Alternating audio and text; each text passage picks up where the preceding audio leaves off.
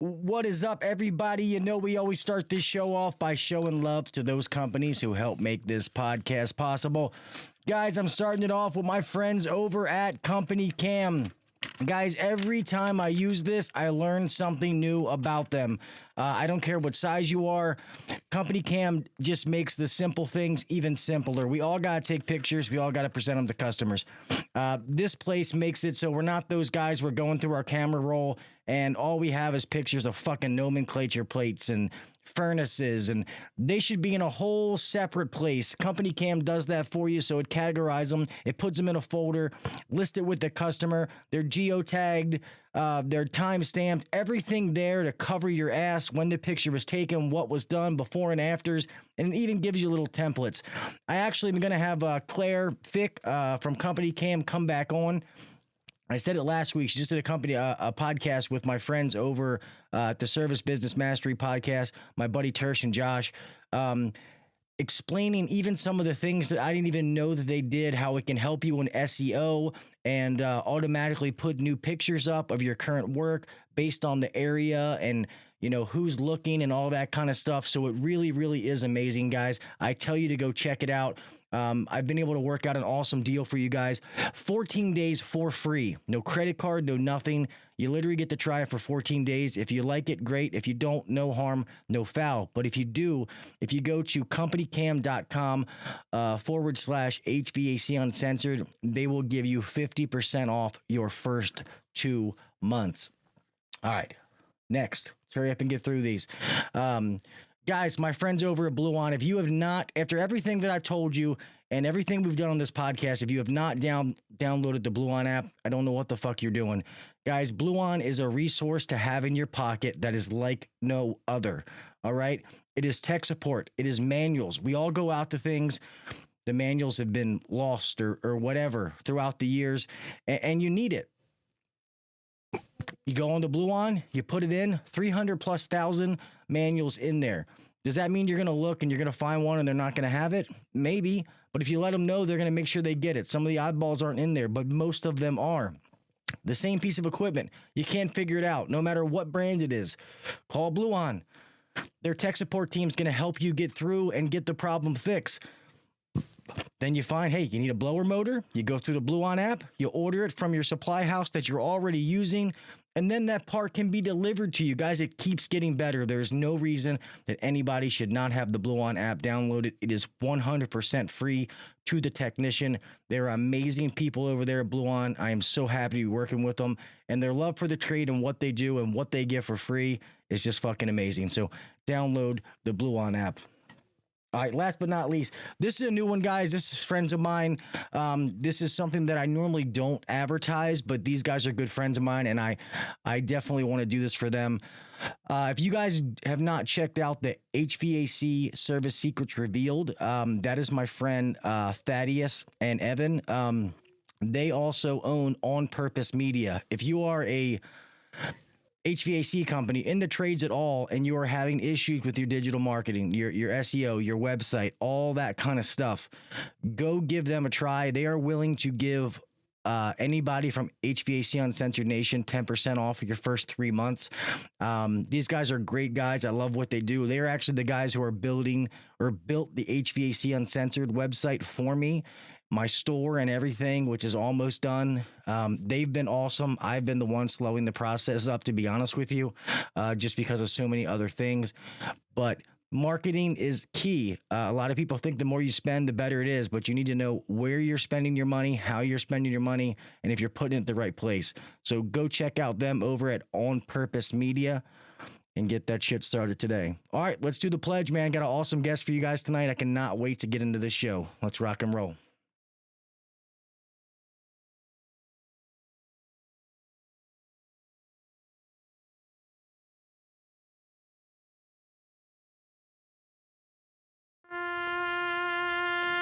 I pledge allegiance to the flag of the United States of America and to the republic for which it stands, one nation under God, indivisible, with liberty and justice for all.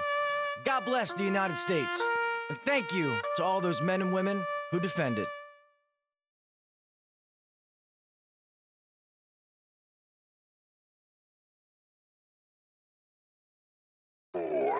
3, 2, 1, go.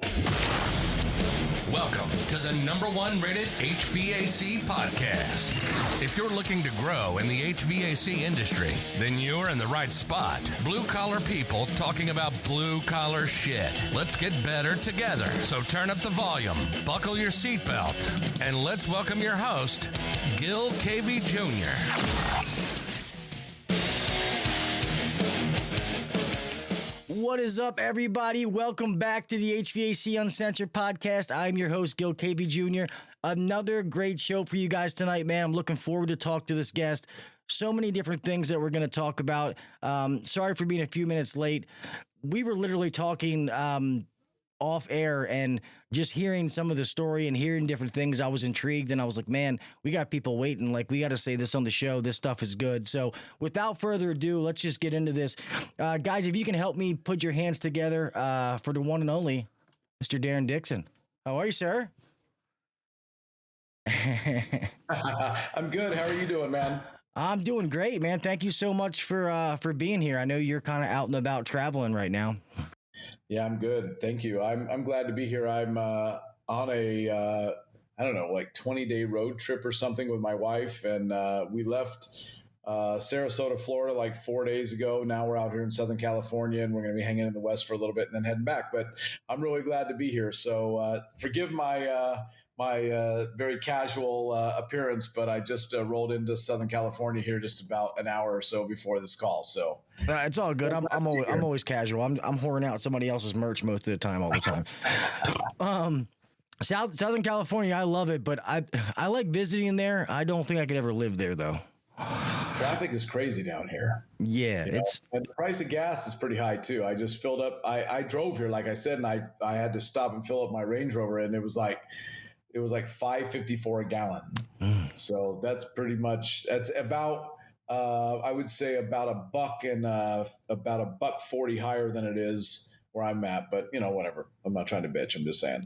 Yeah, no, it's crazy. Everything over there. And there's other reasons I couldn't go there too. I won't get into that. But yeah, I get wanted in this state or some shit or what? No, I'm not. I probably would be wanted if I lived there. I guess just some of my political views and how I feel. I just don't know if I could live in California. Yeah, I think it's definitely a little bit more liberal than your flow, bro. Yeah, definitely couldn't do it. It's hard enough being so close to DC. But I guess for some of these people, these technicians out there who maybe don't know who Darren Dixon is, I guess kind of a brief, like, just let them know a little bit about you, like who you are, your background, and all that kind of stuff. Like some of the things we talked about. I know it's a lot, and we can unpack it all. It doesn't really matter to me. Well, I'm just going to here to tell you, like it is. Like, so I am born and raised in Las Vegas, Nevada. In 1995, I had 3 jobs and I was barely making ends meet. And a guy I knew came up to me and said, "Hey, would you like to come work for me and sell air conditioners and make tons of money?" And I said, "Well, what's tons of money mean?" And he said, "Well, I don't have anybody that works for me that makes less than $50,000 a year." And I was like, holy shit, I will be rich. I mean, with one job, $50,000 a year, I was like, yes. I didn't even really ask what I had to do in detail to do it. I said, I'll take the job. So long story short is that company was part of an organization called Success Group International. No, Contractor Success Group. This was the predecessor to that organization. So Contractor Success Group. And I learned how to sell air conditioners right away, and I was put through all kinds of training and blah, blah, blah, blah, blah. So I sold my very first year. Our average sale was like between $3,600 and $4,000. I mean, you sold 10 SEER. That's all you sold really here was 10 SEER systems. And in like about the first year or so, I sold like $1 million. And so I was doing well. And well, Christ, not to interrupt you, but back then $1 million, that's like 4 or 5 million nowadays. Yeah. I mean, based on the, yeah, right. So that's right. And I liked doing it and I liked helping people. And I was like, this is the easiest fucking job in the world. Like all I got to do is go into these people's houses and sit down and talk. And I make like $360 to $400 every time that I make a sale. And I sold like, I don't know. I mean, I think I sold like, more than half of them. And I was like, this is the easiest job in the world. I'll just keep doing this forever. And then, so I kept working for the company, and I started actually having people. I was using financing all the time because I realized quickly that the more that I financed, the more that I sold. And so the company only had like one financing resource. And if I got, if I had a decline on financing, I was like, I got to figure out how to get this done so that I can make the sale. So I went out and started I had like 4 or 5 different financing resources that I put together myself. And one of them was a mortgage lender, a subprime mortgage lender. And he's like, dude, if you get a turn down, send it to me and I'll get it done. So I started doing that. And all of a sudden he started, he started slipping me a little envelope for turning over so many deals to him. And I was making as much in that envelope as I was selling air conditioners. And so he goes, hey, I'll make it even easier for you. Like, if you just do all the footwork on the loan and turn it over to me, I'll pay you like half the commission on the loan. I started doing that, and I literally was making more money on the notes than I was on selling the air conditioning system. So I'm like, I'm just going to go and do this full time. And so I went to resign from the company that I worked at in Las Vegas. And the owner said, well, you can't leave, because if you leave, then you're going to disrupt my retirement plan, because I see you as the heir apparent to the company. And I didn't know that at the time. I was shocked when he said it. But anyway, long story short is I made a decision not to leave and not to go into the mortgage business. And I stayed in the AC business. And that was in 1998 that happened. In 2003 is when it was actually time to transact. So I worked 5 more years on a handshake promise, building the value of that company, treating it like I was the owner. And so a month before we were about to transact the company, Jim Abrams from Clockwork Home Services called us and asked us to come to Florida and visit with him. And we literally made a deal to transact with him. So on the very same day that I bought it, at the same table, 5 minutes later, I turned around and I merged with Clockwork Home Services.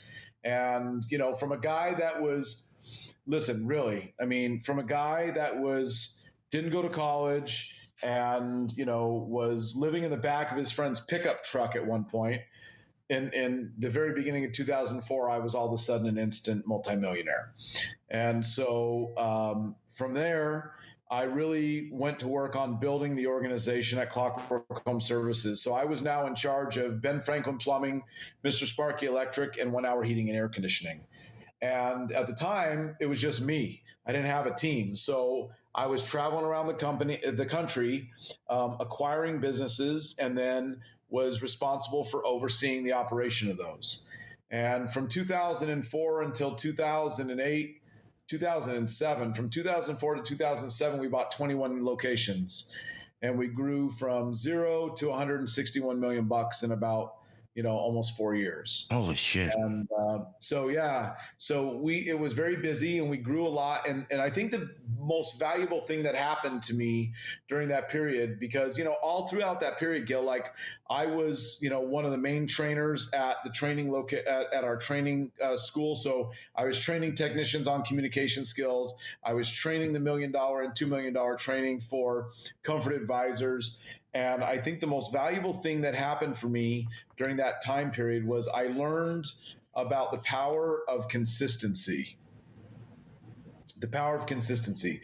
And I saw guys that were not as skilled and as talented, but were more consistent than guys that had, a little more flair and a little bit more pizzazz to them, but they would outperform them because of consistency. And so it was then that I started to realize that we needed to do something about our business model to create a business model that allowed us to perform more consistently and did not continuously rely on trying to take a technician and force him into being a salesperson. And so long story short is, we sold that company in 2010. had the opportunity with some really great business partners and friends to grow a couple more businesses and sell them. And in 2018, I was floating in my pool in Florida where I live. And my wife was sitting over on the stairs, and I had a Woodford in my hand. And I was sitting and floating. I was thinking about, I don't need money, but I'm not done. Like I want to, like, I care about this shit. You know what I mean? It's like, It's not like, I'm not like the richest dude around for sure. Like, that's not it. But I live a simple life. Like, I'm like, you see me on the weekend, I'm in like, surf shorts and a t-shirt like I'm wearing right now. And, flip-flops for the most part. And so, I keep my life simple. I do like nice cars though, but I keep my life simple. But I was like, I don't need money today, but I'm not done having an impact on this business that I love so much. And I've spent so much time in. And so I thought to myself, what could I do that would really be awesome to contribute to the industry, knowing what I know about it? And I came up with two things. Number one is that technicians get treated like shit in this industry. Okay? And I'm just going to say it because they do. And, you tell me any other job where you'd go to work and you'd ask, what time do I get off today, sir, so I can go have dinner with my family? And they'd say, you get off when you get off. We'll tell you when you're done, right? Nobody else in that company would work that way. You couldn't get somebody to come to work in the office and they'd say, well, what time do I get to be off? And they'd say, you leave when we tell you leave, right? Like that's, and I know that, that's troublesome and it's hard on families and the stuff I think that we ask from technicians is too much because, you shouldn't have to sacrifice such a high level to make a living that it turns around and costs you important things with your family. Okay. It costs you the very thing you're working for, divorce rate, drug addiction, The whole point, bro. Like, how many times, like, look, man, I'm guilty of this from the old days. Not today, but I'm guilty of this from the old days, man. You got somebody you're busy as hell and you've taken in more business for the day than you actually can do. And now you're pushing on your technicians to go out there and perform at greater than 100% effort so that you can make more. And that's fucked up. That's not the way it's supposed to be. And you should be there watching your kids play t-ball. You should be there at Donuts for Dads. You should be there when your daughter's in her dance recital. You should be there when your wife needs you. And you shouldn't have to sacrifice all of that to make a living in this industry. And because of that, I felt like that shit was broken and I wanted to fix it. Okay. That was number one. Amen. Number two, and let me add on 1B. Nobody should try to force you to sell shit so you can make enough money to survive, even if you don't believe that that's the right thing that you should do for the customer. Okay. I'm just going to say that. All right. Okay. Number two was that I wanted to fix the problem of ginormous companies basically blocking mid-size and smaller companies from being able to get enough business because of how much money they spend on the internet. When I was earlier in the business, before there was internet shit, it was the yellow pages, and that's how you block people. You would buy the first double truck and then another page after that, right? And ultimately what that would do is that would choke out the smaller guys to be able, because they didn't have enough money. So that would choke out the smaller guys to be able to advertise. And that was how the bigger companies manipulated the market. Does this make sense what I'm saying? Yeah. Okay. All right. And so that happens today on Google. That's how it's no different than it was then. It's just not paper. It's now digital, right? So here's the thing. There is no technological tool today, except for the one that we built, because I built it for part of this reason, but there is no tool that actually shows you how much you should spend today on marketing to maximize 100% of your manpower. Instead, what happens is companies go out and they spend some stupid amount of money that a smaller company can't compete with. Okay. Like my marketing budget at my last company was probably 2 or 3 times larger than the average size air conditioning company. Does this make sense what I'm saying? Yeah, for sure. So here you got these great contractors out here that are small to medium size, that don't have the capital to turn around and try to compete against the big companies. And today, you know, like I'm not an enemy of the PE or anything, but today the PE's got shit tons of money that they're dumping into this, and they're trying to take these businesses and they're trying to choke out the middle. And I don't like that, because you got a lot of guys that I used to train. I used to train these guys and they're technicians. They're like my friends. And they're out here struggling, trying to compete because this fucking company is over here spending so much money on marketing that the smaller guy won't be seen. And that guy's booking out 2 or 3 days and he's not even giving good service. And he's working his technicians to the bone when you got a company over here who's got a technician who needs a call right now. Is that, you feel me? Yeah, damn right. I feel you. Okay. So I knew that if I could build a tool that could show a customer who needed service, good quality companies that needed a service call right now through my marketplace, that would be a good thing. And those were my 2 primary objectives. Fix the life of the technician so that being a technician is great. And look, on your channel or on your group on Facebook, you got thousands and thousands of technicians, and these guys care about helping people, and they care about being technicians, and they care about going out there and doing their job. They're passionate about it, and that's obvious, right? But you turn around and you look at what the average guy sacrifices to have that job, and there's a reason as his kid won't probably want to be in the same industry. Yeah. There's a reason his kid doesn't want to be in the same industry. And because of that, now we've got a shortage. And in reality, it's not really a shortage like you would think, oh, there's just not enough technicians. You've got massive companies out there that are advertising for technicians because they've got so many more service calls than they can run in a day because they're overspending on marketing, that this industry says, oh, there's a shortage of 83,000 technicians. Well, that's not really true.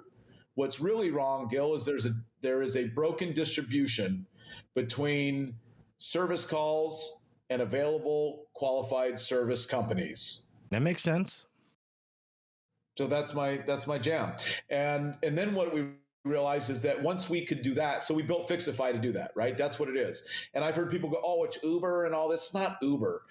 What it is it's a marketplace where companies who are available right now can use our software for cheap, like cheap, stupid cheap, and be part of a network that now consumers can come into and can see, here's a qualified available technician, and push a button and he's on his way. And then what happens from there is that our technology takes the information from the service call, right? And it runs it through a computer, a very sophisticated computer that's been programmed with 27 years of knowledge in the home services industry. Okay. Uh-huh. And it takes the information and it delivers it to the consumer in what we call a self-serve format. Hey, have you been to McDonald's lately? Sadly, yes. Why does everybody have McDonald's guilt? I don't have McDonald's guilt. If I go in there because I want a Big Mac, I'm not sorry for it. Right? No, my kids eat it so much that it makes me not like it. But that's why I say sadly, yes, because I go in there too much. All right. But if you've walked into McDonald's, then you're probably part of the 68% of everybody else that walks in McDonald's and goes directly now to the kiosk. There's nobody at the register, but they go directly to the kiosk. You know why? Because they like self-serve. Yeah. Whether they're using the kiosk, whether they're using their app, or whether they're using something like Uber Eats or DoorDash, McDonald's, which is the largest by far, quick serve restaurant in the world, 25% ownership of the entire market, whether it's chicken, tacos, anything, right? By far the winner, says that when a consumer comes, 68% of their consumers use their kiosk, and that the average order is 30% higher than when somebody goes up to the register to order. So what we know today is that consumers want information in a transparent way, and then they want to be able to make decisions in a self-serve manner. So what we do with Fixify is that we walk the technician through the diagnostic.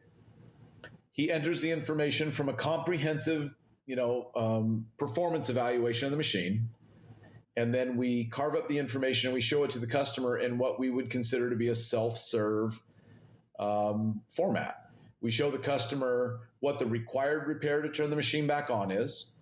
And then we show the customer all of the areas that the machine is performing outside of the manufacturer's specifications, whether it's in the areas of wear and tear or in maintenance need.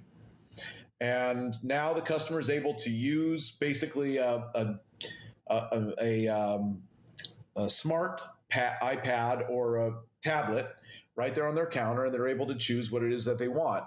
And the coolest thing about it is that every single time that a technician runs a service call using Fixify, they know one thing that they can count on for very absolutely sure 100% of the time, is that what the software is doing is it's finding the most cost-effective solution for the customer each and every time. And if that happens to be replacement, it's based on scientific information. It's based on calculations. It's not based on the fact that I was in a technician's meeting this morning, and the manager said if I didn't turn over at least 1 or 2 good leads today, that I was off the fucking A team. Okay? It's literally because that's what's most right for the customer. So it's not about any other reason than that. And that's how we should always be making our decisions on our recommendations for the customer. At least that's what we believe at Fixify, okay? And that's what it does. So now when a technician is running a service call, they can run the diagnostic right through Fixify's Super Pro app, and it pops up on the customer's smart pad, or it can be done through a web browser, and it shows the customer what the most correct solution for their system is. And so far, it's been wildly successful. It's generating higher levels of consistent performance value because consumers have a transparent understanding of what's going on with the machine, and they get to choose for themselves. If the most cost-effective solution for the consumer financially is a replacement sale, then we have the responsibility to tell them that the most cost-effective solution is a replacement sale. But if I don't have the technology in my hand to be able to back up why I'm explaining that, then really I'm just a salesperson. Yep. But if I have scientific information right here in my hands that shows me that the most cost-effective solution for this customer is the replacement sale, I'm advising them. I'm not trying to sell them shit. And I think in all of the years of training that I've been doing, Gil, the thing that I know that technicians don't want to do the most is they don't want to recommend something to a customer for the only reason is that they make more money. Does this make sense? Like, You want to make more money? Sell more shit. And that's not really how it's supposed to be. How it's supposed to really be is do a more comprehensive evaluation and share comprehensive information with the consumer. And as those consumers desire to choose more things that are right for them in their home, the byproduct is you also get compensated because of it. Yeah. But the way it goes today is, you want to make more money, then you got to sell more stuff. And I don't think that the majority of technicians actually want to do that. I don't think the majority of technicians want to go into a service call thinking to themselves, the way I make more money is to sell more stuff. I just don't believe that. I hate that. And there's always got to be that line of integrity. And if someone doesn't have it, then they can't work with me or for me. You just can't, because if I don't trust you to hang out with you, to do different things, then how can you work for me and represent the brand that we're trying to build? And even when I had those years that I did really good, I never sold anybody anything. Like you just said, I tried to do thorough and do the best fucking job that I possibly could. Go through everything with a fine-tooth comb, explain it to them in a way that they could understand, tell them what they need, what they don't need. And if the system happened to be 20 years old, it's like, hey, I can get this working, but it's going to cost X. And a lot of times they would be like, well, damn, what's a new one cost? I never had to bring it up most of the time. Yep, I get it.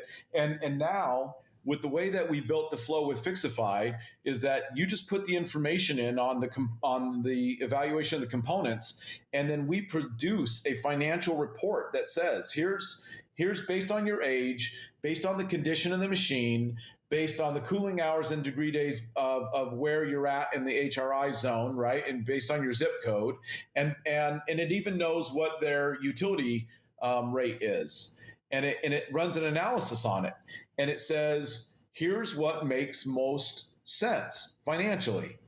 Because look, there's never been a standard that we've ever really been able to give to technicians or salespeople that says, here's the standard of the way it's done. Like restaurants has it. If you walk into a restaurant and there's a C up on the wall, what's that mean? It means not very clean. Yeah. In a restaurant, right? Like the food grade, Yeah. And so they have standards, but yet when you go on a service call, the consumer has absolutely no idea what the standard should be of how recommendations are made. And not only do they not know, now it's placed on the technician.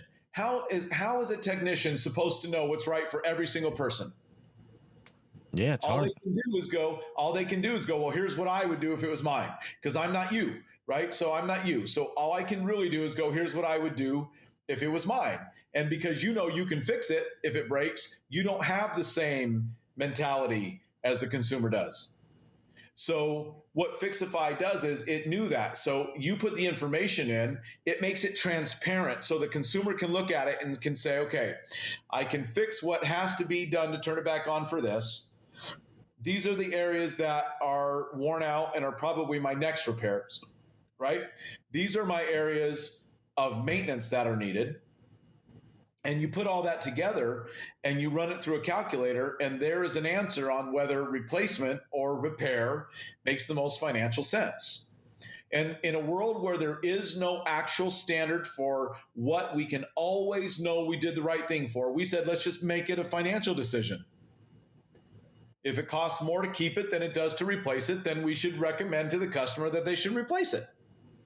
Yeah. If it keeps less to keep it, if it costs less to keep it than it does to replace it, unless they go, oh, I hate it because it's noisy or it's too humid or I'm not talking about that shit. I'm talking about the day-to-day shit, right? The day-to-day call. How do you know when it's right to make the replacement? And so Fixify calculates all that and it shows it to the customer and it says, based on these pieces of information, this is the recommendation. And it takes the technicians. It doesn't take the technician's professionalism and expertise out of it. It takes the technician's intent out of it. Sometimes what I've heard in training and managing lots and lots of technicians is that they don't want to feel like the customer thinks they're trying to get them to do something because there's some kind of financial reward for them, right? Yeah. So, and you don't have any actual science to base it on, so you have to go off of what you do or what your opinion is. And so Fixify takes that away from that. And guess what? Frankly, there are a hell of a lot more replacement opportunities than we ever thought. Because when you actually do the financials on these machines, Gil, there are so many more replacement opportunities than we ever thought before.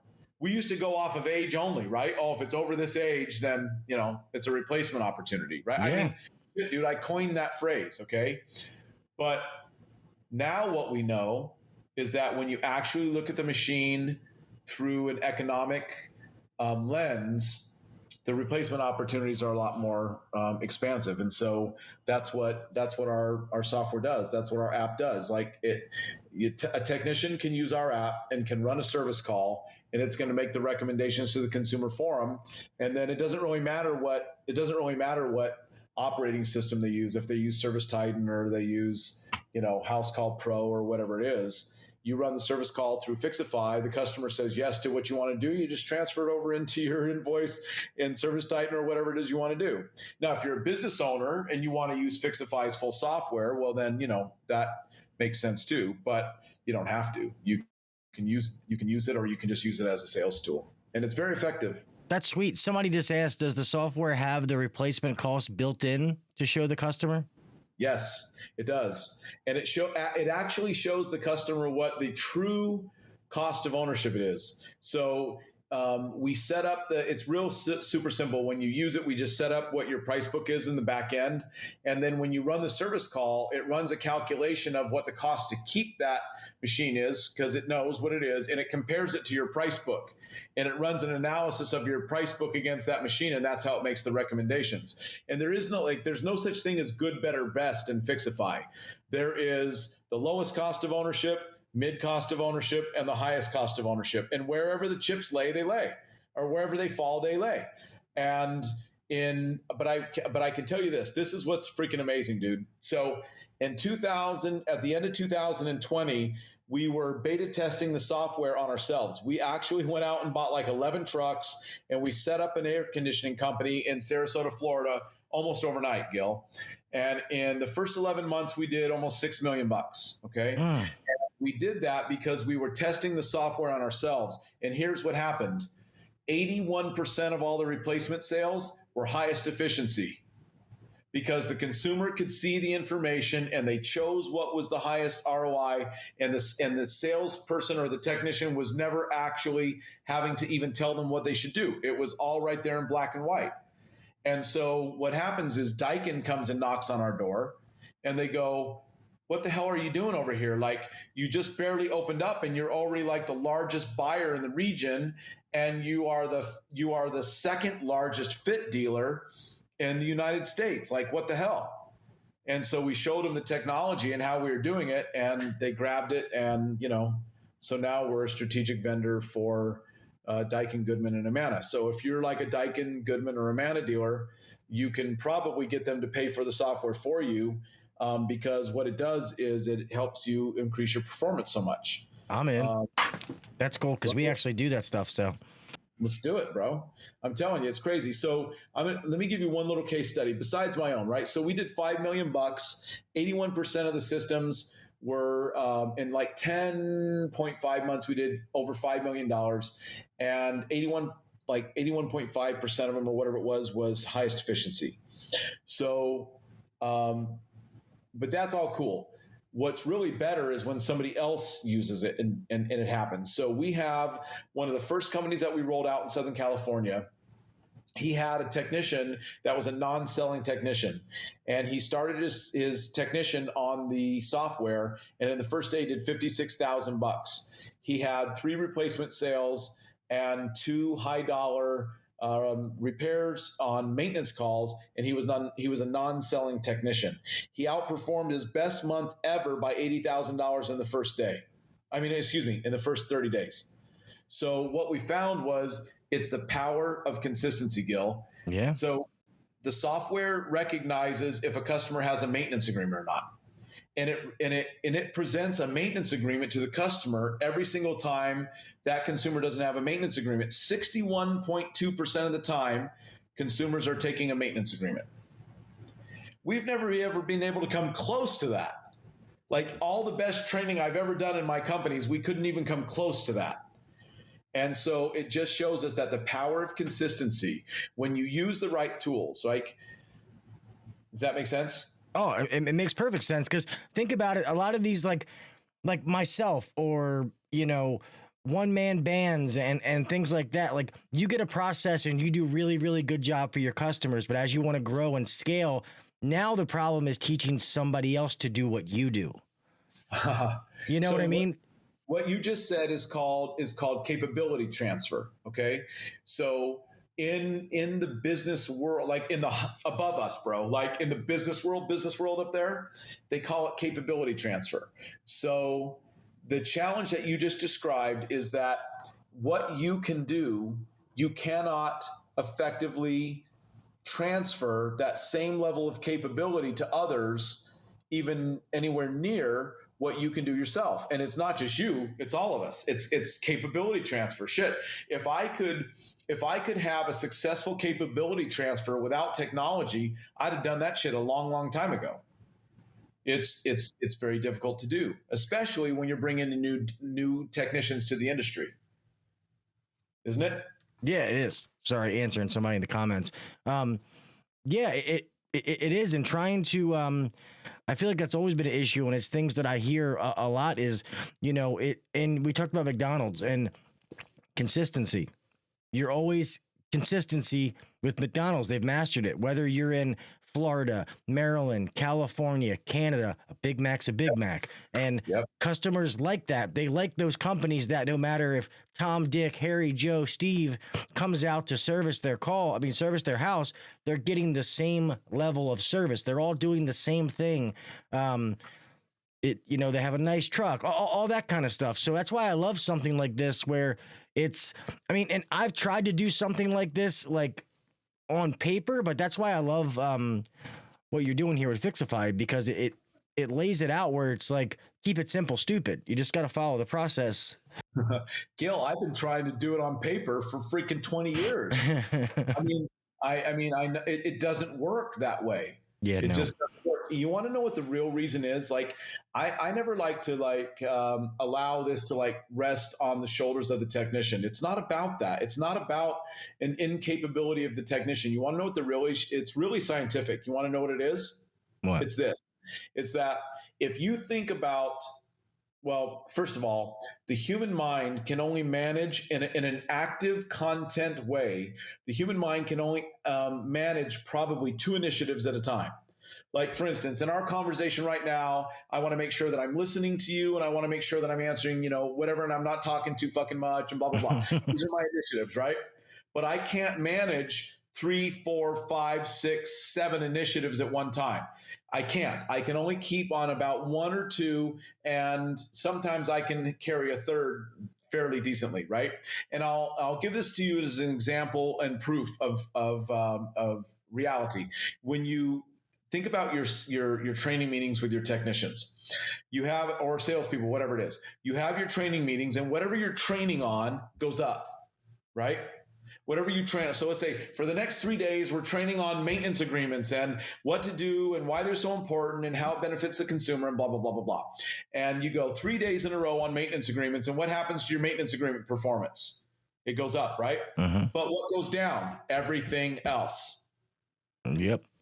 Why? Because replacement leads aren't as important? No. Because, comprehensive service ticket isn't as important? No. IEQ sales aren't as important? No. It's because as humans, we can only manage 2 and sometimes a third initiative at once. If you think about what's going on a service call, Gil, there are 7 very key initiatives that we need to have happen on every single service episode. That's how weird our business model is. It's so complicated.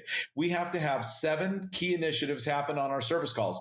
And so you take a technician who's really good at these. Well, he's not so good at these. I got to get closer in here. These, and he's not good at these, right? And that's why that happens. Fixify doesn't have that problem. Fixify, because it's technology, it keeps track of all 7 initiatives at the same time, each and every service call, and it allows the technician to be the pilot, and it allows the technology to land the plane. Does that make sense? Yeah, perfect sense. And doesn't it, you might have said this and maybe I didn't hear, doesn't it communicate with the customer throughout the process, as the guys are doing stuff? Yeah, totally. Right. So we are using AI, literally using AI, that the technology is using avatars that look like humans and talking to the consumer about what to expect and the way that the information is going to be shared with them and why maintenance is so important and the value of it. And it's doing it in such a way that it never takes the technician and tries to turn him into the salesperson. It lets the technician just be the hero, right? The technician, here's realistically, what should a technician be? Friendly, honest, dependable, and comprehensive. Yeah. That's all. Realistically, that's what a absolute field service professional, which is what I consider them to be, right? Field service professionals, not techs, field service professionals. Okay. That's what I expect for them to be able to do, and let the technology do the rest.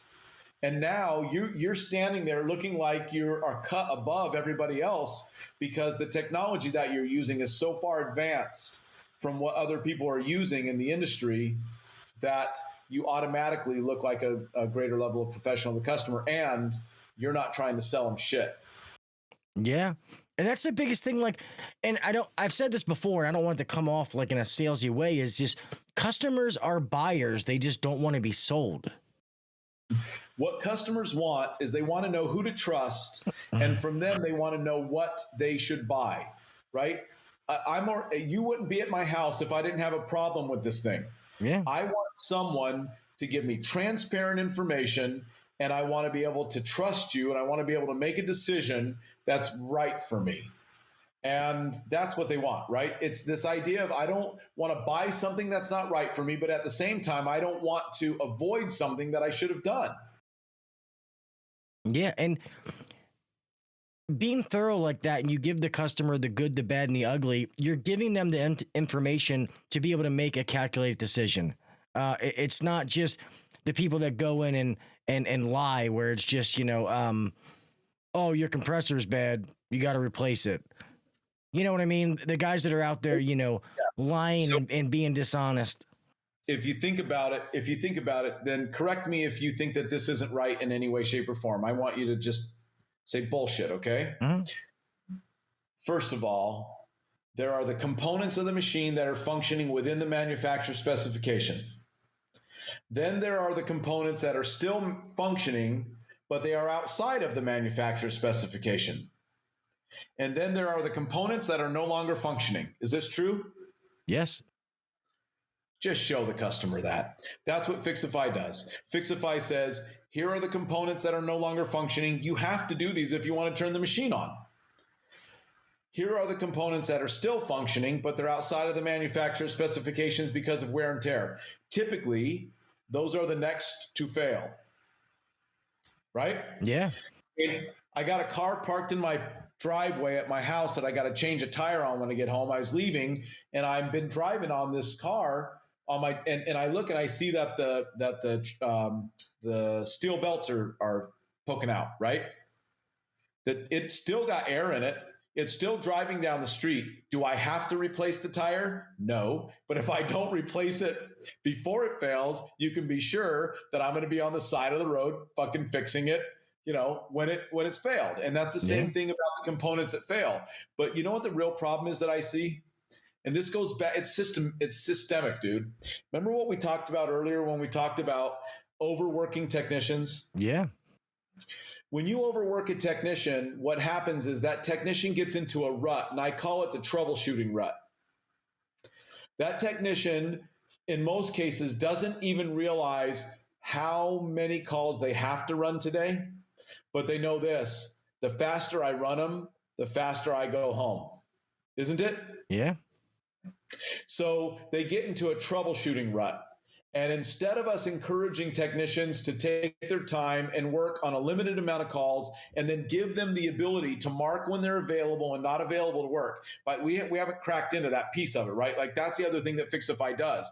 And I believe what should happen, and I know that there's about, I can't even believe I'm going to say this, there's probably 10,000 business owners right now that would like to hunt me down for saying this. Technicians should demand more. And I don't mean walk in there and demand more money. I think that technicians should raise their standard of expectation for themselves, that they get to have a lifestyle that is reasonable so that they can maintain happy families and also be technicians in the air conditioning business. I don't think that's too much to ask. Yeah. And so here's the way it all kind of comes together, Gil, is that if a company uses Fixify, they have the capability of allowing the technician to log in and log out when they're available. That sounds nuts, right? Who the fuck would do that? Who would possibly allow their technicians to log in and log out when they're available? Okay, but let me ask you this: if a technician could, from a high productivity standpoint, produce in a reasonable period of time because of consistency and using the technology, the same amount it takes 12 hours to run, shouldn't they be allowed to do it? Yeah. I mean, seriously, if I have to go out there and work 12 hours or more in a high busy time period to bring in X amount of dollars so that the business gets what it wants and I get what I need to raise my family, if the software will help that company achieve that same financial performance in an 8-hour period of time because of how effectively the average transactional value of each of those calls are, isn't that the better way to treat our team members? Yeah, 100%. That's all I'm saying. I mean, and like we talked about earlier about, with the way we treat technicians and the so-called shortage and stuff like that. That's why a lot of people, like the younger generation and stuff like that, they don't want to get into our trade. No way. You listen, I've tried to get my kids to come into our industry. They don't want to have nothing to do with it. Why? Because I was never there when they needed me there. I was never at T-ball practice when I should have been. I was never there for, flag football practice or whatever the fuck it was that was going on in our lives. I was working. So my kids say to themselves, well, I don't want to do that because when I become a dad, I want to be there for my kids. And so, but think about it, right? I could never take a vacation in the summertime when my kids were on vacation. And in the wintertime, when I could take vacation, I didn't have enough money to do it because it was slow. Yeah. And kids are like, screw that. I'm never going to do that. So our whole point is that if the job is done right, and if there's enough technology being used, you can allow your team members to earn a good living and still be able to be there to enjoy their families. And that's the most important thing. This idea that, you touched on it, this idea that there's a shortage of technicians. Okay, why? Simply because companies that are out there blocking smaller companies with all of their advertising dollars have more service calls that they can run. And so they're advertising for more technicians. They can't get more technicians. So that means there's a shortage. That doesn't mean there's a shortage. It means there's a broken distribution system between customers who need service and available technicians who are there to perform it. Yeah. Right? Yeah, for sure. It's a distribution system break. And that was why we did that. Yeah, no, I mean, I love that. And that's so true. And to be honest, I never thought about it like that, but that makes perfect sense. That's the truth. It happens all the time in every big city. Everybody has that same issue unless you're the big guy. But let me ask you this when it comes to Fixify. So say a medium-sized company, like say for me, say I got 5, 6 service techs out there running. Everybody's clocked out, but calls are coming in. Then what happens inside of Fixify? Like say it's... So it allows the customer to then select a appointment time, and it puts it into your unassigned category on your dispatch board. Now, so let's say, you ask the same question that everybody else has ever asked, right? But if all your technicians are clocked out, they're not working anyway, are they? No, true. Because the chances of nobody working in a day or something like that are very slim. But, I was just trying to think for those, say they only have 2 guys and one guy's got to go be with his kid that day. And one guy's like, hey, I just ran 5 calls. Like I'm going home. Like I'm trying to be with my family. Then realistically, that was your capacity availability for the day, like it or not. I mean, true. The harsh reality is that was your reality anyway, bro. Yeah. Right. So you can do what? You can say, oh, the fuck no, you're not going home. And you're going to go run these 2 calls. And then he turns in his van the next day. Very true. Isn't it? Yeah. I mean, I'm just saying it like I've been doing this a long time, and that's how it went. You could hardball some dude and you could say, yo, man, I need you to run those calls because of this or this. And he may do it that night, but then you pull up to the office and there's a empty van sitting there with his keys on the front seat. Yeah. Because when it comes down to it, we are working to have good lives. That's why we work. We're working so that we can have good lives, and not so that we can make somebody richer. And, look, I realize that customers deserve good service, but like, just because I want spaghetti and meatballs at like 2 a.m. doesn't mean that my friend Andrea has to open his restaurant for me, bro. True. And in this industry, the only reason that we've got sucked into this idea of you have to give 24-hour service is because that's what good companies do. That's bullshit. That's not true. How are you going to take a guy out of his bed at 2 o'clock in the morning? He's not even safe. You can't even take a guy out of his bed at 2 o'clock in the morning and drive him for an hour to a service call for what? When it could have been taken care of 4 hours later and it could have been done in a safe manner. I mean, that's where the majority of injuries happen. That's where the majority of problems, that's where the majority of recalls happen. And then you get over there and it's a service call that you can't even complete while you're there. Yeah, I won't do that. Never. I won't do it. But that's the way the majority of the industry still works. And that's this idea that that's what it means to be a good tech. Oh, well, that's what you signed up for. That's not true. That's not true. No, and I also think that exactly what you said, that you can't have a summer, you can't go on vacation, you can't do anything. I also think that doesn't necessarily have to be true. And I think there's some companies out there that are, having better culture and changing things. Like I know us at Beltway, we try to do things different. Are we perfect? No, there's no such thing as a perfect company. But these technicians, like, once they realize that we need them more than they need us, that's the truth. I mean, if you're a good technician, you could find a job. You know what I mean? Yeah. You know what I think, man? I think even though I know today what you just said is real and is true, what I really think is that we got to let that shit go and we got to work together like a team. And that's what I've always built in my organizations. And that's why I've always had great cultures in my organizations, is because we were a team.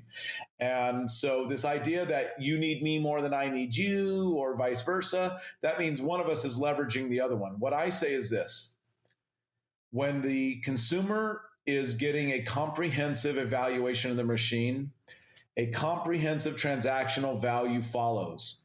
And when that happens, I don't need a technician to work superhuman amounts of hours. If the job is just done comprehensively right during the period of time in which it's safely supposed to be done, the company financially is viable. It is greed, and it is the inability to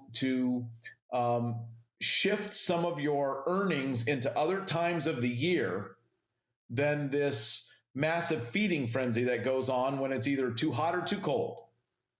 And we've taken care of that with the software too. I mean, the software knows when there are service requirements of the machine that haven't been yet met, and it acts as in its CRM form. It acts as a communicator back to the consumer and lets them know, hey, these items are still outstanding on your machine and need to be taken care of.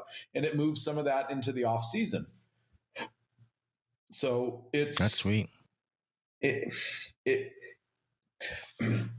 When I was at Clockwork, it was my job to figure out how to make the business model work better.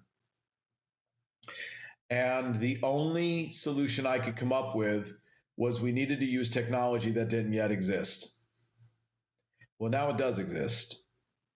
And what we're doing with Fixify is giving tools to technicians that help them to earn what it is that they are worth, without having to act like salespeople, without having to feel like they're recommending things that they don't really know why they're recommending them, except for to, satisfy some quota. Allowing contractors to earn more money on a fewer amount of hours so that their technicians can have good family lives. Reducing their operating expenses because so many of the consumers are using the digital communication platform instead of calling the office, that they can reduce their operating expenses inside the office to the point where they can actually move more compensation to the field and pay their technicians better. And all of that happens all simultaneously through the use of technology. And that's the beauty of the tool. And that's why I built it the way that we did, because we wanted to solve these issues. And it sounds awesome. Like I definitely want to check it out, because I I want that for the business, and I want that for my technicians because I want them to take less stress off themselves. And I know that we try to do things, and like what I said earlier is I make sure like we have that team that my guys know that I appreciate them and I want them because I was like you said, and I think that's the main reason I went into management is because I wanted that time. I wanted to be able to, go on vacation if I could. And I still couldn't do that at first either. I had to work my way up to be able to do that. Be at the baseball games and not miss all this stuff and time that I couldn't get back. And I always tell our team, I'm like, if you have something that you need to do, then I want you to be there. That call can wait, or it can be done tomorrow. Like it's Mrs. Jones, she'll live, and God forbid if I lose a customer, it sucks, but okay, it happens. I know, man, but you're not the norm, bro. I know. You're not the norm. And I admire you and I agree with everything that you're saying. And that's how I ran my organizations too.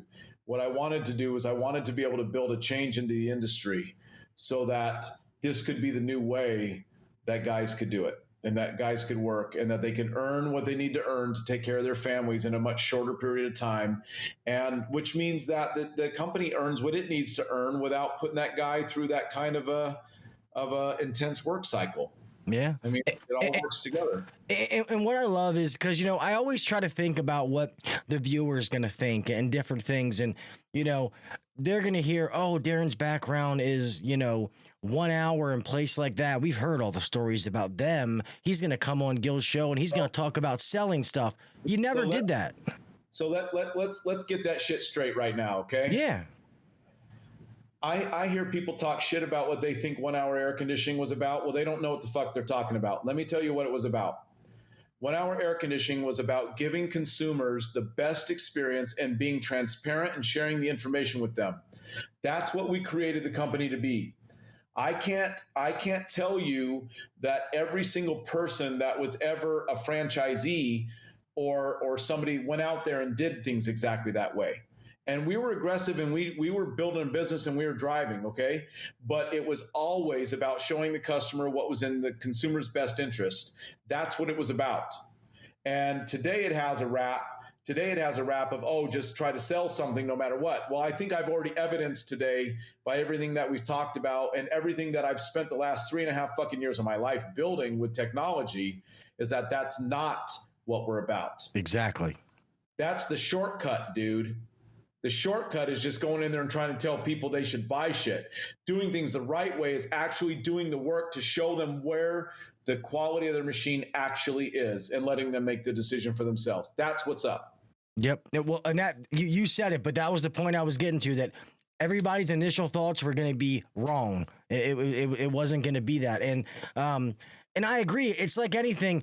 There's always bad apples. That doesn't mean the whole organization is bad. You can't control every person who's ever worked for that company. Right. Listen, I can tell you that in my organization, we had like a one-shot policy. If you ever told a customer that they needed something that they didn't need and it was cut and dry and we knew it, you were fired. There was no second chance, bro. Okay? Listen, but I'm going to tell you, I'm going to flip it around and I'm going to say this. I tell you that a technician going in and telling a customer that they need something that they don't need is just as bad as not telling customers something that they needed to know that you were too lazy or too scared to show them. Because today there will be millions of people who have service calls run in their house today that are making decisions off of fractional pieces of information because somebody chose not to tell them. And to me, that's just as wrong. So that's like whether you tell them they need stuff they don't need or you don't advise them on the things that they really need to know. To me, it's equally bad. One's lazy and one's a liar. No, I love that. That's 100% true. I love that. That's this 100% of the time in Fixify. If you do a comprehensive diagnostic, I'll look anybody in the face and explain exactly why the recommendation is what it is. And the AI says it from the beginning. The choice is always yours, but we're going to show you the transparent information about the condition of your machine so that you can make an informed decision. Whatever you decide is good. Whatever you decide is what you want, but you're going to have all the information. Yeah, no, that's awesome. And I agree 100%. And Right? yeah. And um uh Brian Burton too, who does the one you know, Yeah. and talking to him, and I know him and what he does at 1 hour. So that's why I want to hear those things. I'm like, you obviously don't know these people, man, because Well, it's easy. Look, it's easy, man. This is, it's easy for us to try to find people to scapegoat and pick on and talk shit about. But when you really actually, figure out who they really are and that they're really actually cool people and that they are not, skeezy dickheads, then you realize, and they've been working their asses off in this industry a lot longer than you, then you realize that, what I thought I used to know, isn't really true. And we're all guilty of that, man. I've done the same thing myself. yeah, for sure. It's, and I always tell people with this industry, and it's no different, you're only going to get out of it what you put into it. It's like anything in life. So you put in a little bit in this industry, you're going to get a little out. But the sad part is people don't realize is you put in a lot, this industry can be very, very good to you, Yeah, there's more opportunity in this industry than there are qualified people. Yep. So, I mean, that's why I never went off and went the other direction, was that I realized that there was more opportunity in the industry. A, be honest. B, show up to fucking work, right? And C, do the thing that you say you're going to do. I mean, you do those three things. I got 8 kids, right? And I teach my kids, if you do those 3 things alone, you are in the top 5%. Yeah. It's true. Yeah. Sad. True. A little self-accountability, just being accountable to yourself and the people around you. And don't bitch and complain and make excuses constantly. I mean, look, you can make excuses or you can make something great of your life, but you can't make both, right? You can be constantly bitching and complaining and blaming everything around you and blaming the consumer, blaming the dispatcher, blaming the owner, blaming the industry, blaming gas prices, dude, you'll live the rest of your life that way, right? I mean, every day that I get up, and I've done this for a long time, and I'm not telling you this because I'm smarter or better than anybody else. I'm just telling you, every day of my life, I get up and I look in the mirror and I say, I got 2 choices today. Okay. Either I win or I don't. And my choice is to win. And that choice to win means that I'm not going to let anything that I have to face today beat me down. Yeah. That's it. Yeah, and I've been taught by somebody else. It's kind of the same thing. I try to win one small battle at a time throughout the day. Win each day, and at the end of the week, I reflect back, and it's like, hey, well, I did this on Thursday. It's like, man, well, probably could have did a little bit better, but okay, that's all right. I reflected on it. Now I'm going to grow from it. All right, let's move on to this next week, and I'm going to try to win each battle each day. And it's made so many things change, especially when I started moving up to where it was less physical work, but it was more mental. And then I was, dealing with other businesses, the podcast and this, I could feel myself becoming overwhelmed. And then I got to the point where it was like, why are you letting yourself get overwhelmed? Like, I do what I can do to the best of my ability every day. And that's gotta be enough. You know what I mean? If you do your very best, if you don't bullshit yourself and you do your very best, you will sleep good, bro. Yeah. That's it. You will sleep good. And I sleep good, bro. Yeah. And I used to always be so hard on myself. I'll be honest. There was times there where I didn't sleep good because I was always like, you could have did better on this. You could have done better on that.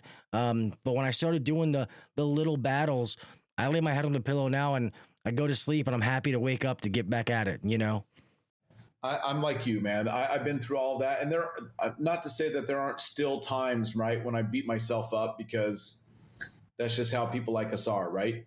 But the fact is that I'm older than you. And as you get older, you start to realize that, you know what, man? It's okay to like yourself, man. It's okay to feel good about yourself, bro. It's okay to feel like you did a good job and not constantly be beating yourself up because you could have been more. Yeah. a good friend of mine, Ken Goodrich, and I used to talk about this, and we called it mean daddy syndrome. Mean daddy syndrome. That's pretty funny. That is funny. Well, man, we've been going for well over an hour. I guess having fun. I've been having a good time. This is a blast. I'm so glad that you came on and had this conversation. So for all the people, I didn't lie to you about not talking about the Department of Energy stuff. So that was the original topic we thought we were going to talk about. So what you should do is look up the Department of Energy stuff. It's stuff you need to know. We have some recorded stuff that we've done on that. I mean, look, the fact is that the DOE is changing the minimum requirements and also the testing standards. And we have a whole bunch of information about that. If anybody wants, you can definitely email me, and I'm happy to send you a ton of information about it. The fact is that it's real, and you're not going to get around it, and you're not going to work around it, and you're not going to. They've cut through all the games, right? So even down to the distributor level, is that they will not sell mismatched systems anymore. You mark my words, after January 1, 2023, you will not go in and buy a furnace by itself. You will not buy a condenser by itself. You will be buying a match system, period. And why? Because our industry has worked so diligently to get around the rules that now they've basically put rules in place that are like, all right, let's see you try to get around these. And in reality, it's good because when you look at decarbonization and the shit that's going on in the environment around the world, residential HVAC is the number one contributor. So, again, tons of information that we have on that, Gil. Anybody that's listening that wants, more info on it or has any questions about it, gladly direct them to us, and myself or my team will answer their questions and give them more info. Yeah. And it's funny you said that, talking about Goodman too. Like, people talk all this shit about Goodman. Goodman is one of the only companies that they will only sell you an AHRI matchup. So when you buy equipment for them, you can't say, oh, I want this 16 SEER outdoor unit and I want this air handler. If it is not an AHRI matchup, they will not sell it to you. Yeah, and it's going to be, and all distributors will be that way very soon, because they will lose their EPA distribution license on refrigerant products for lifetime. That's the kind of shit they're putting on them, is that if this happens, if a contractor puts in a system, and they're incentivizing contractors to tell on each other. So it's like, if you lose a job to somebody and they put in something that wasn't right, you're paid to blow the whistle on them. And when you blow the whistle on them, then they go, well, who sold it to you? And then you go, well, that's the distributor that sold it to me. And then they go to the distributor and they go to the manufacturer and they say, if this happens again, then the manufacturer loses their ability. And what do you think the manufacturer says to the distributor? If you do that again, you're fucking cut off. Yeah. So they're going hardball on it. It ain't going away. But it's a good thing. It should be. It should be this way. And the other good thing to think about on the positive thing is, and I'm pretty sure it's not state, I'm pretty sure it's federal, like all of the rebate money that they're giving out. I know here it's like $14,000 people can get, up to $8,000 for their HVAC system in order to upgrade it based on their income. Yo, you got to get in touch with me offline here, bro. We've got a company that's using Fixify up in your neck of the woods. Dude's got $1 million backlogged. $1 million backlogged because of these rebates. He's killing it. Yeah, no, we definitely have to talk. I know we were supposed to have the phone call. It was the weekends and we were busy, but we definitely have to talk. And yeah, that's how it always works, right? I mean, that's what busy people do. They stay busy. Yeah, no, exactly. No, that's definitely true. And I think that's awesome. The only thing that makes me mad, not to go on a rant here, is that they make those kind of things. But I really didn't know until 5 years ago when I started podcasting that only 18 out of 50 states require licensing to be into this industry. So it's like, we do all this standards and then we're going to make gas, refrigerant different and maybe more flammable and whatnot, but we don't require people to know what they're fucking doing to be able to put it in. It's just, it's frustrating. I know. I feel the same way, buddy. I feel the same way. It's yeah, it is. It's definitely crazy. Well, I won't keep. The struggle is real, bro. Yes, it is, and I think it's always going to be real as long as we can start to make some kind of progress, even if it's small. It's still progress. That's how you got to think about it. I agree, man, and I want to leave you. I want to leave you with this, man. Is that, and everybody that's listening, is that we can reform the way that this business operates. I think reforming it is necessary, long overdue, and we can give consumers better experiences. We can give contractors better efficiencies, and we can certainly give technicians and their lives better lives, and their families better lives by reforming something that presently is broken. If it requires for you to sacrifice something that means the most to you so that you can earn a living, then there's something broken about it. And so, man, I'm super glad that you had me on here. And I've always, been a follower and a fan, and I know we've been talking a lot and wanted to get this done. So I'm really glad that you gave me the opportunity to get it done. I hope that the people that are listening to this get a little idea, a little bit better about who we are and who I am and what I'm about. And if I can help anybody, then I'm here. Yeah, no, for sure. Thank you so much. I appreciate it. I've been wanting to get you on for a while. Are you gonna be at any of the events like AHR or anything this year? So I'm going to be at a lot of different events. I know that I'm at Service World Expo soon.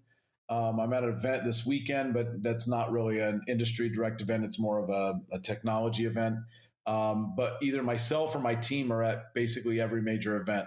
So, and we're also just a Zoom meeting away. So, if there's anybody out there, man, that's got like struggling with a challenge in their business, or there's something that they're trying to figure out and they aren't sure who to listen to or who to take advice from, just want to let you all know, I help people all the time just cause. So, my email address, Gil, feel free to kick out my email address. And if you want to kick out, any of my contact information, man, do it.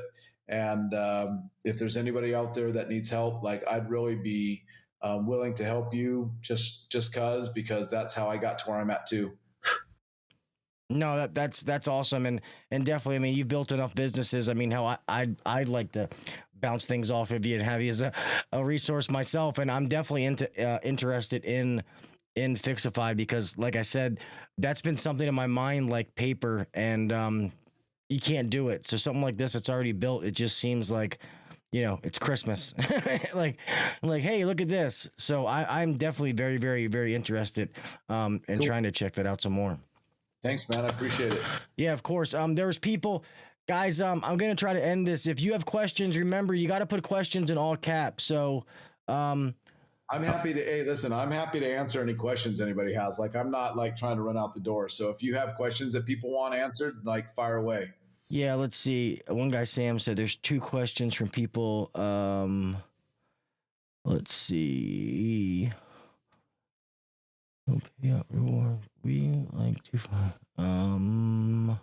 How about this? If anybody wants to get a demo of this product, you can go to www.fixify.pro, fixify.pro. And as I said earlier, we are actually going to be launching the Fixify app in the name of Super Pro very soon, to where technicians can actually subscribe and use the app themselves without having to have their company subscribe to using the software. So we'll be rolling that out real soon too. So I'll get more info over to you, Gil, when the time is when the time is right, and then you can shoot it out as a link if you want to. But you'll be able to use the software as a tool like any other tool that you use on a daily basis, with whether your company subscribes to it or not. That's awesome. Yeah, let me know if I can help get the word out for you. Obviously, I mean, something like this that's out there to make technicians' lives better, I'm all for trying to help get it out. So, cool, man. Any other questions? No, that should be it. I don't see what the questions are talking about. So, guys, if I missed any questions, I apologize. I'm trying to scroll through, and when it's not in all caps, I can't sit here and read them all. Hold on, let me scroll back to the bottom and see. There were 2 questions, one me and one other person. Yeah, I see that, buddy. I don't know what the questions are, man. And I can't go through, 75 comments. So if you want, hurry up and post them real fast, and then if not, then we'll does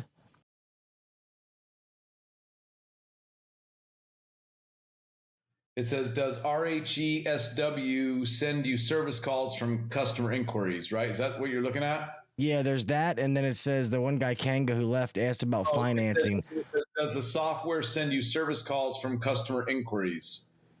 Not totally sure what that question means, but you also now have my email address, so feel free. Oh, and my email address, bro, is ddixon.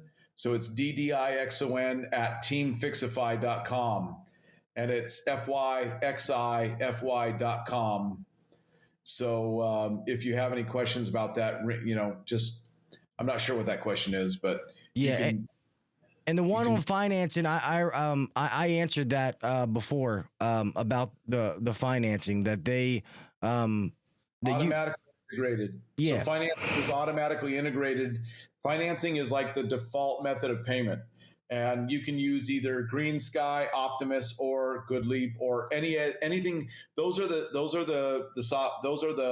financing inside the system. Otherwise, you can, if you let's say you use Wells Fargo or anything else, you can definitely use that too. But those are the financings that are built in. All right, here. Let me put this again. Give me your email again, Darren. So it's ddixon at teamfixify.com, and that's fyxify.com. fyxify.com.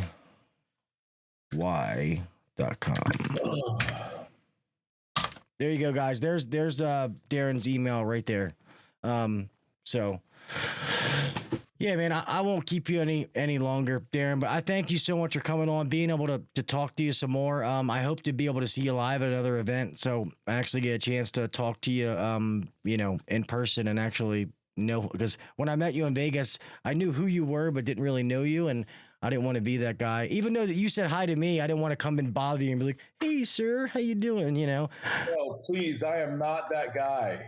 Yeah, well, until you get to know somebody, you don't know that, because some people, let's just say, not everybody's like you. Some people you talk to, it's a little awkward. So I just try to, I be careful. I try to, normally it's friends of a friends. Like some people might say, "Hey, can you introduce me to so-and-so?" Yeah, sure. And I'll do the same thing. So, but now I know.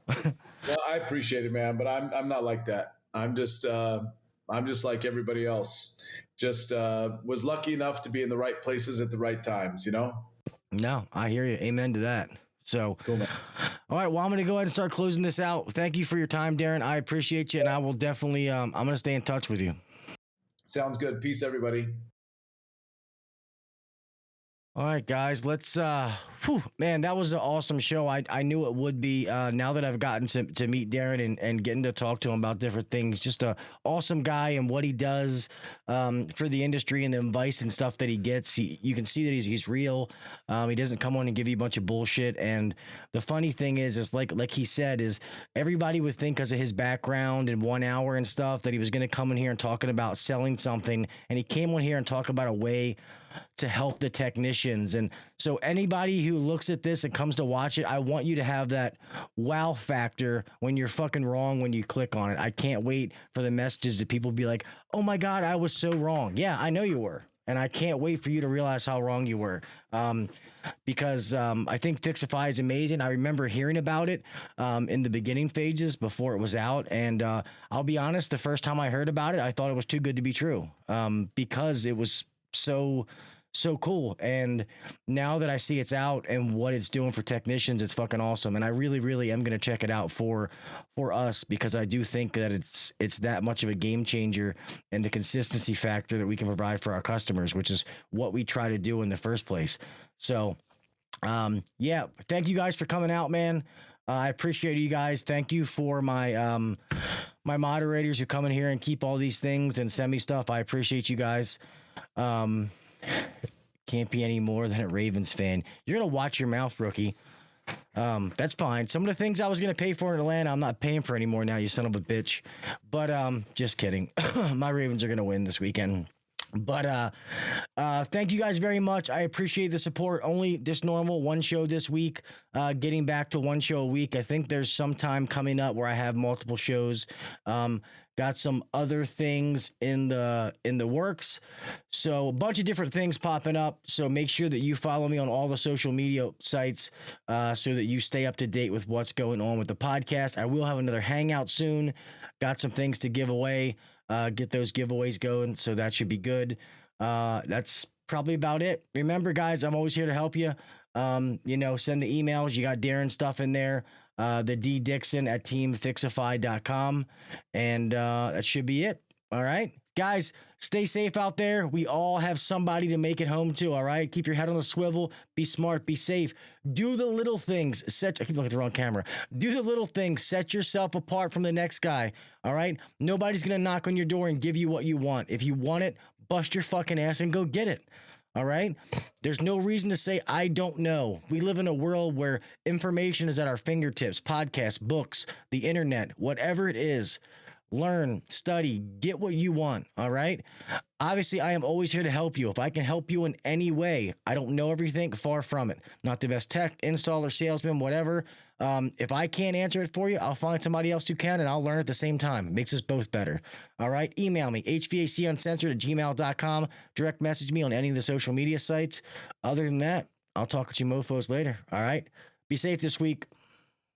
Peace.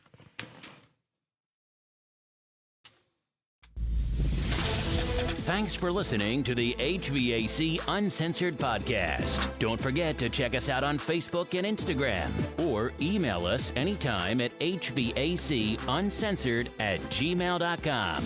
Now, get back to work. Shut this down. The views and opinions shared on the HVAC Uncensored podcast may not necessarily be the views and opinions of our sponsors or guests.